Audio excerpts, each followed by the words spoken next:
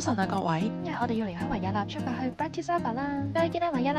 哎呀，差啲仆街！今日要體驗跨國巴士嘅旅程啦，座位比想象中舒服。到埗後，我哋再轉窗出去 hostel，擺低行李繼續出去玩啦。呢度附近嘅環境都幾清幽，隨便揀咗一間級啊，食飯時間一個人都冇，但意外地好好味啊！發現咗一間寶藏級咖啡店，出邊望落去係真係好唔起眼，但入邊嘅裝飾處處有驚喜，簡樸得嚟，好有心思，老闆都非常幽默，同埋對咖啡好有要求啊！推介咗我哋飲杯 Lungo，滿滿嘅咖啡香充斥住成個鋪頭 ，Cheers！享受呢一刻。老闆個咖啡杯仲要係喺米蘭嗰邊帶翻嚟㗎，店鋪入邊亦都掛滿咗好多天使嘅畫。老闆仲送咗2幅俾我哋，真係超級驚喜同感恩啊！啲天使常在身邊。佢隻狗仔都好 Q 好黐人，我哋都喺呢度休息咗好耐。途經見到 Vintage，入去行咗一圈，淘到一件 Made in Hong Kong 嘅 Ralph Lauren 啊！大家幫手睇下係咪真嘅？附近真係好多 Vintage 啊，但係就冇繼續有收穫啦。繼續向前進發，途經一間好特別嘅展館，跟住嚟到郵局，等我帶大家入去欣賞下啦。好復古，好有歷史氣息啊！佢啲郵票都好靚啊，完全係想收集晒佢哋。Oh my god！又見到同一本嘅天使畫啦，同咖啡館老闆送俾我哋嘅天使係同一個作者嚟㗎。